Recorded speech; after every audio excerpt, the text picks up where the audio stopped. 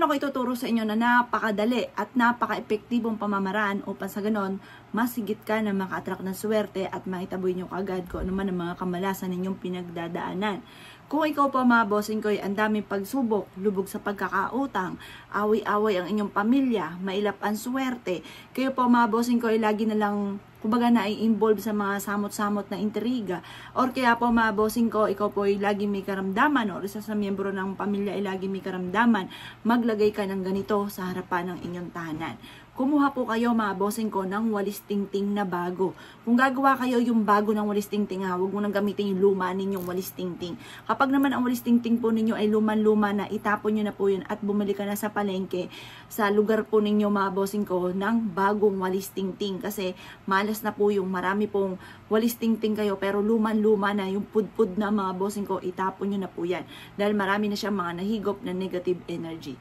Ngayon pa mga bossing ko, ang gawin po ninyo doon sa bagong walis tingting po ninyo, sa gilid, pero hindi sa harapan ng bahay mga bossing ko, sa gilid ng bahay po ninyo, maglagay kayo ng walis tingting na pataob mga bossing ko. Yung hawakan po niya, itataob nyo po mga bossing ko, at yan po ay sa gilid lang ng pintuan o sa gilid lang po ng inyo pong tahanan. Huwag sa harapan, kasi may nakita ako na sa harapan ng bahay. Hindi po, mali po yun. Dapat mga bossing ko sa gilid ng inyo pong tahanan. Yan po mga bossing ko ay imbis na ikaw po, kasi dapat nga po yung mga panlinis natin, pati mga basahan, hindi nagsasampay sa harapan ng bahay. Negative po yun, ayon na sa punsoy. Pero yung lalo-lalo na yung mga walis tingting natin, yung mga panggamit ng panlinis, hindi yan pwede sa may harapan. Bagamat ang ati pong walis tingting, dapat po yan ay mga panlinis ay sa likod ng inyong bahay. Pero gagamitin natin tong panghatak ng swerte at pantaboy ng negative energy. Sa gilid ng inyong tahanan, sa may harap, sa gilid lamang, hindi sa mismong harapan. Halimbawa, di ba ito yung main door? Hindi dyan sa may main door, doon sa may gilid ng harapan ng inyong bahay, sa gilid, at hindi sa mismong gitna sa harap. Doon nyo po siya ilalagay at napakaswerte po niyan. Pataob. Yung mismong hawakan ng walis tingting, itataob nyo po yan at isasandal sa pader.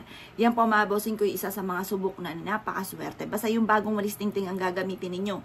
Kung mapapanood nyo ito at tignan yung mga basahan, luman-luma na, itapon nyo na po yan. Yung tambo ninyo, luman-luma na, itapon nyo na po yan para sabay-sabay ang swerte. Pati yung walis tingting po ninyo, yung mga panlinis ninyo na luma na, sira na, pinag-aadya pa mga bossing ko, huwag nyo na po yan pagtiisan pa.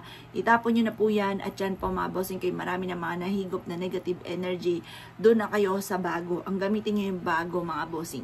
At yan po ay subukan nyo pong gawin yung aking tinuturo sa inyo na walis tingting na pataob po siya sa may gilid ng inyo pong harapan ng tahanan, sa gilid nyo siya ilalagay. Gagamitin nyo lang siyang pampaswerte mga bossing. Mapakaliwa or kanan, pwede nyo pong ilagay yung walis tingting po ninyo.